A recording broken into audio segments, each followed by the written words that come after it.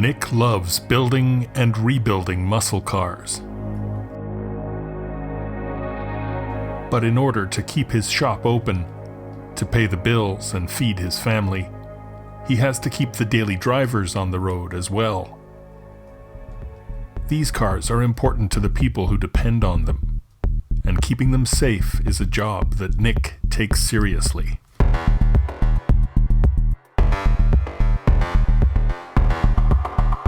Yeah, it is one of my viewers' vehicles, so I'm going to take it for a drive because my mechanics, my staff just installed a set of new brakes, so I'm going to take it for a test drive before I hand it over to the client. Nope, they're not all Hemi Cupras or Challengers.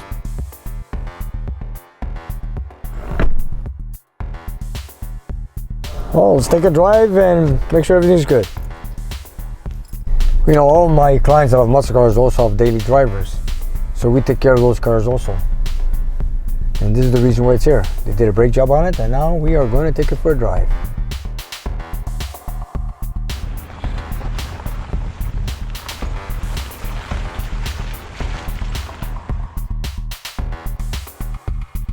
Here we go. We had all the four wheels, replaced all the brakes on all the four wheels. Right now I just want to take it for a drive and see if it goes good before I hand it over. Sometimes, you know, you can install 4 discs, 4 rotors I should say, and pads all the way around. And you want to make sure it's installed right, and you want to make sure there's no clicking noises or vibrations when you hit the brakes, pulsating I should say, and that's it. I'll take it nice and slow, make sure. But some people drive without their radio. And of course, you open the window, you want to make sure you don't hear anything from outside.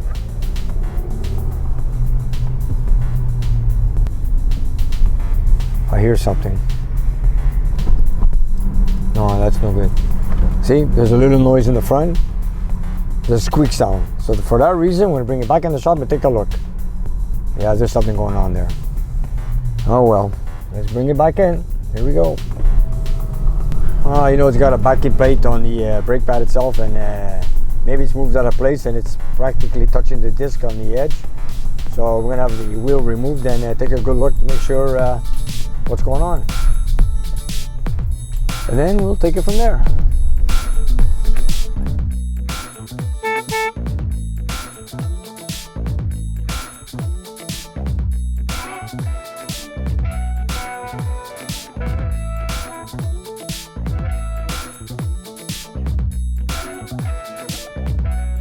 10,000 brake jobs, nothing ever happens. Of course, when it's all busy, something happens.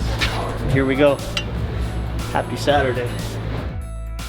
These stupid clips that come with the brake pads. I took out the original ones and I used the aftermarket ones, which normally work no problem, and it's touching for some reason, and I'm gonna find out in 2 seconds. And then we'll go from there.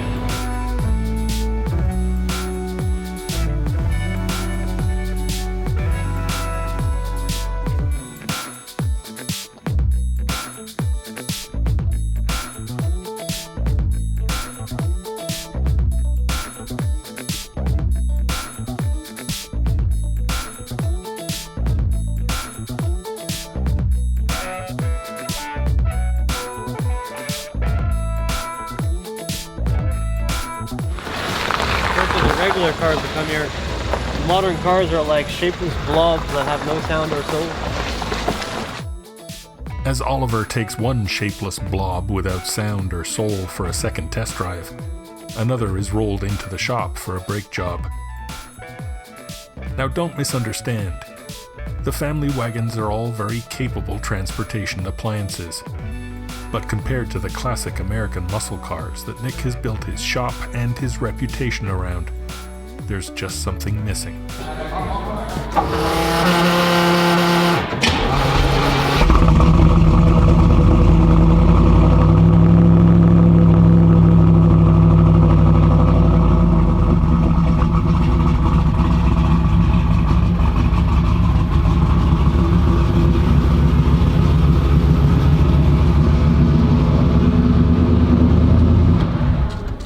This one came in a couple of weeks ago. It was in 10-year storage. So we had to clean out the fuel tank, we had to clean out the fuel line, and of course we had to replace the left-hand side head gasket because it was pouring antifreeze inside the cylinder. So we had the head gasket replaced, intake gasket replaced the oil, replaced the antifreeze, and that's about it. And now we got it running and ready to go for sale after 10 years storage.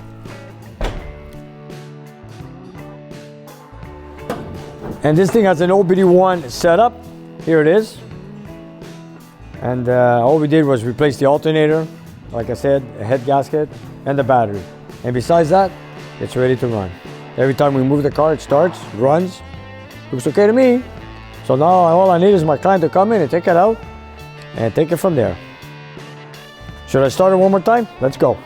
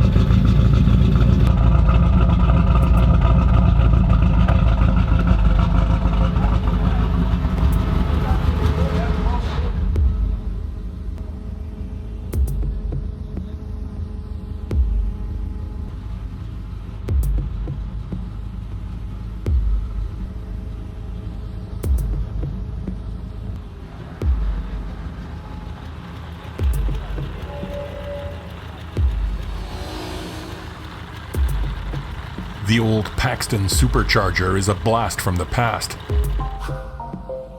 But today's cars are filling up the lifts this morning.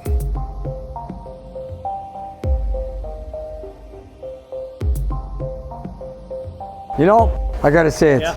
All these new cars today, with the recycling metal that they use in all these cars, North American imports, European or whatever.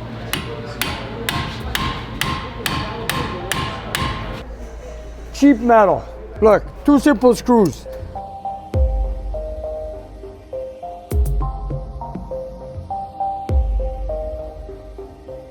You know, with the winters we have here, they never come off. You heat them up, you bang them, they don't come off.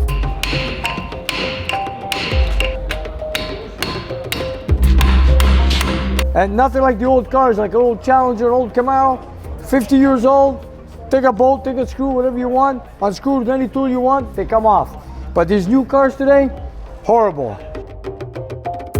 Always a battle to remove a screw.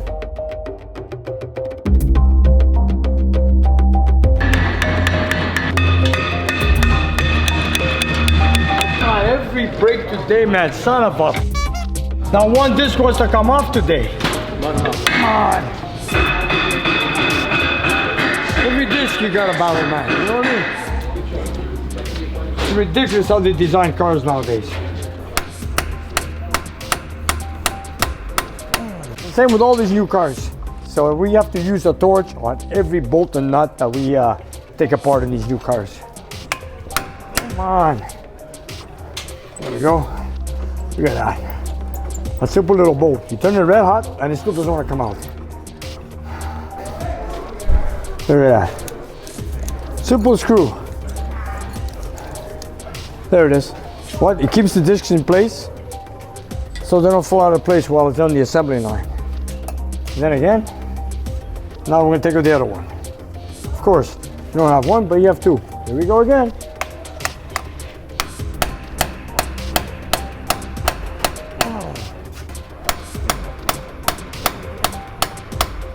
American, Japanese, German, European, you name it. Korean, you name it, they're all the same. He'd rather be working on the old muscle cars all day long. But his customers need their daily drivers, so Nick doesn't give up.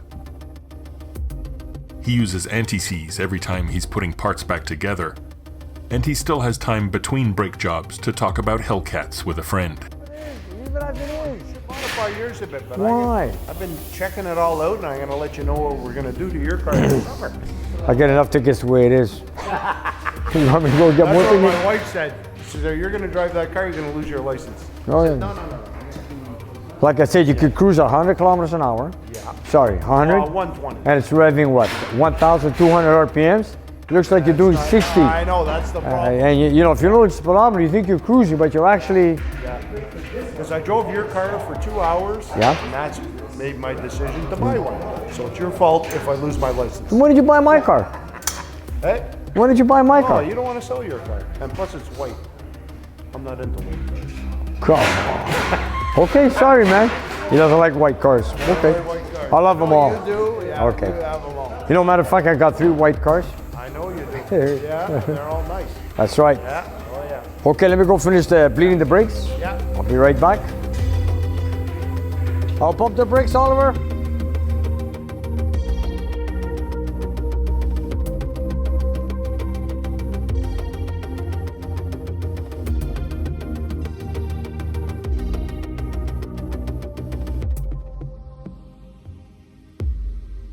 Some days the shop is jammed with brake jobs and tire changes. Other days are quiet, and Nick can put some precious time into his favorite projects. We've got a quiet few hours this morning, so I'm going to have Vasily install the rear plates and U-bolts to the rear of my Kawasaki car here, and of course the rear shock absorbers. So I'm going to move up the Boss 302, bring the Challenger down, and let's get going.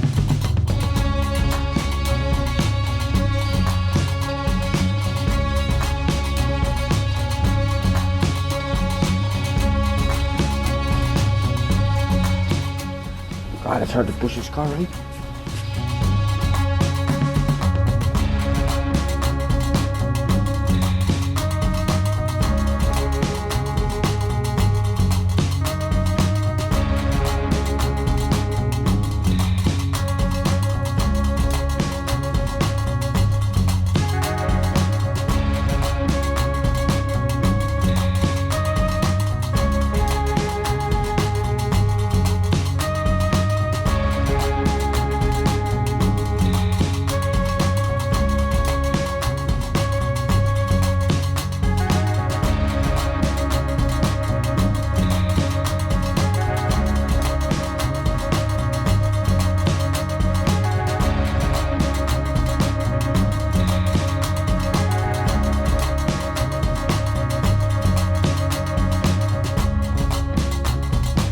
Okay, we are ready to install the rear shocks, the U-bolt plates for the leaf springs in the back. So I'm going to put the U-bolts on with the plate with Vasily. But from the factory, the U-bolts, when they go through the bracket here, the nuts are on directly with the U-bolt through the to the bracket. But in my case, what I like to do is I like to put the bracket on, and I also use a flat steel hardened washer like so. And I know it's not factory, but this is what I like, and this is what I'm going to do. So Vasily's going to set it up for us, put them in, and you'll see how it goes. Why? Because I don't like having the nuts scratching the plate. You know, it is from the factory, that, but you know what? I like to put a washer like so, tighten it up, and it, you know what? It's my car, I do it my way, and I love it. Okay, Vasily, go right ahead, buddy. Put on your U-bolts.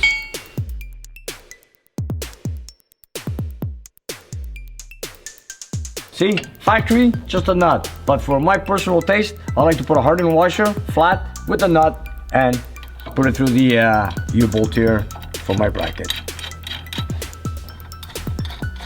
There we go. Nothing, no harm done by doing it that way.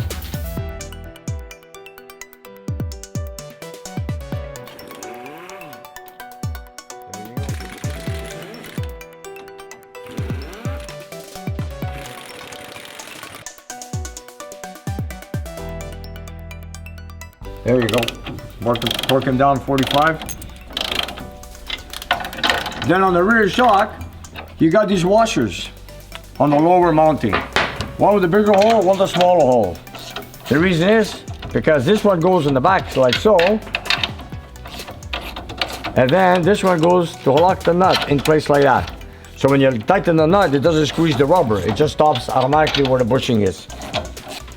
Then we have our bolt with a special lock nut for the upper mounting on the shock absorber. We have a set of new bolts here. And then that's it. We're done. Today's cars are all Rear suspension leaf back. springs on a passenger car today is rare because most of them are McPherson suspension, which is a coil-over shock setup. It depends the suspension. Yeah, depending on the model, what type of car it is, but in many cases, this is mostly done today on trucks. On our cars, it's like I said, McPherson design suspension.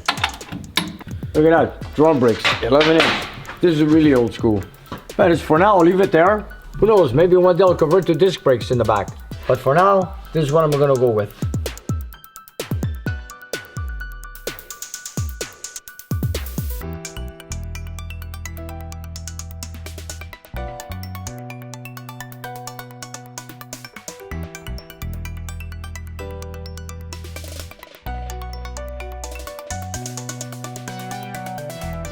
So we got the shock mounted on the bottom, put our special washer, 3/4 nut, and Vasily's gonna tighten it up.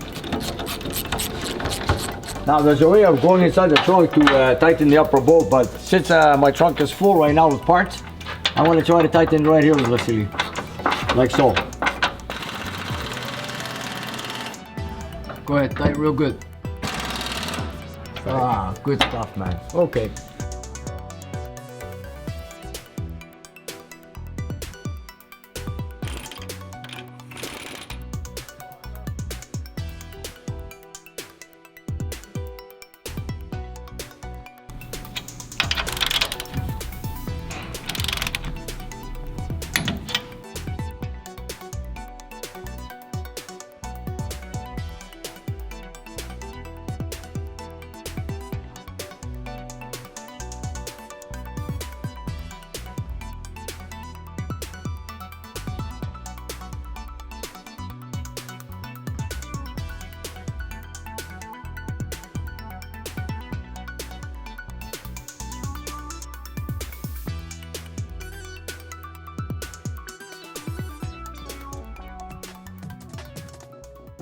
We got our rear shocks mounted, and now we got the inner splash shields on my inner fenders installed today.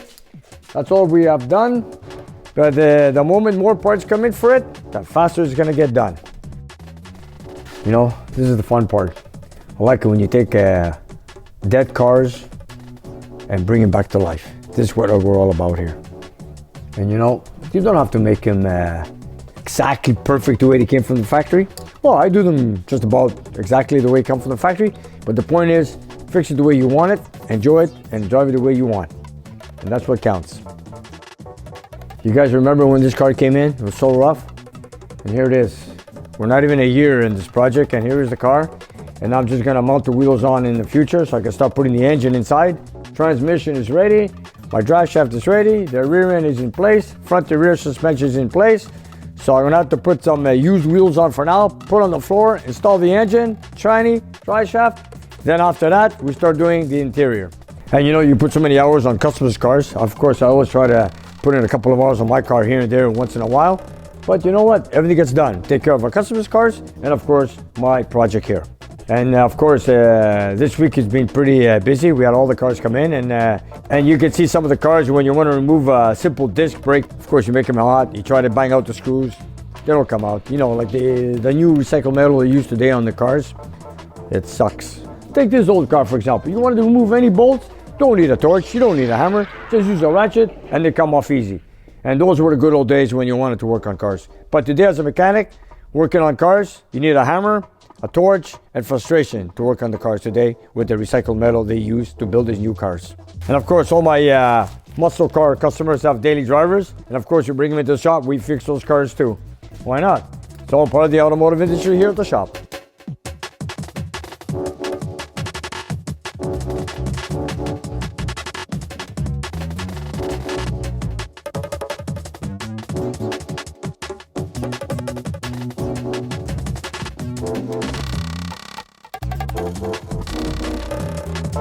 Another week has gone by here at Nick's garage, and of course we got a few more mail came in. So let's see what we got now. And this one is from Perry from Northwest Territories. Northwest Territories. I know I don't have that flag. That's gonna be cool. Oh wow, check this out. Northwest Territories. Look at that. Spectacular. Yeah, look, that's how the plates are. Nice. Very nice, very unique. greetings from Yellowknife, Northwest Territories. Must be cold up there in the winter, right? Wow. Here we have a flag from the Northwest Territories and a unique polar bear license plate as a small token for the great content that you produce. Barry, thank you very much, Barry. And here it is. We finally got it. Thank you, Barry. That's a sick plate. So what place do we have in Quebec? Patros as plates.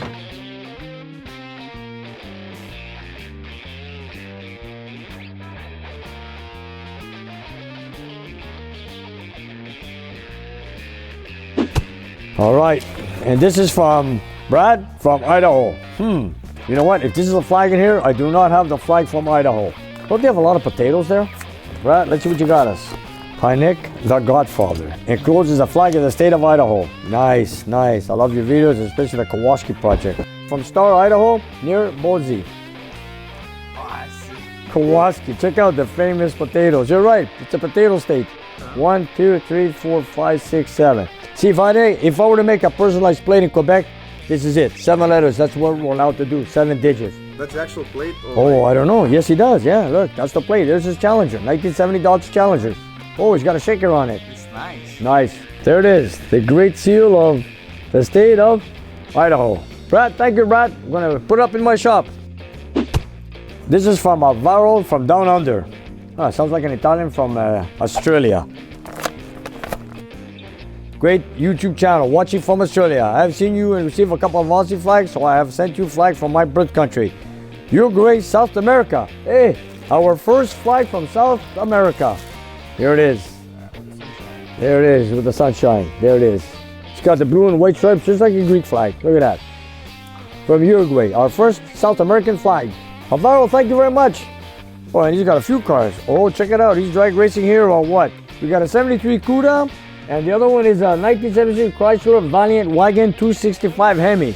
Wow, I've never seen one of these. Still kicking myself for not visiting while in the US. Alvaro, hey, whenever time you come to America, just pass by my shop anytime. I'll be more than glad to meet you, Alvaro. And here's our last package of the day. And this one's from Albuquerque, New Mexico. Wow, let's check it out. New Mexico. This is from our coffee. NM New Mexico Pinion Coffee Trade. Well, let's check it out. Looks like we got more coffee. I'll let Vasily make the coffee. He makes it much better. Wow. We're gonna go make some after. Thirsty. Yeah, that's good stuff, man. Here it is. Here's a little note. New Mexico. Here we go. What do we got here? India. Greetings from sunny state of New Mexico, USA. My husband and I enjoy watching your show on YouTube. We were so happy for you when you found the challenger for your project Kowalski. Vanishing Point is my husband's favorite movie too, of course. We are looking forward to watching the restoration as it progresses. John and Aletta, thank you very much. Oh, check this out. Wow. Oh, we got a lot of coffee here. Oh, this is gonna last us for a while. Yes. The hot one, man. This is a nice flag, man. And there it is. Oh, nice. There it is, the flag of New Mexico. The way we're going, we're going to get every state flag the way we're going. And I want to thank all my viewers and all my Patreon supporters, and of course to Mr. McGinty for the what he sent us for a gift on the PayPal. And I'll see you next week, and I love you all. And if you guys have some time, just look down on the computer. You're going to see our merchandise. If you guys like any of the stuff, buy it, and you'll love it. Or check out our Patreon /Nick's Garage. Thank you.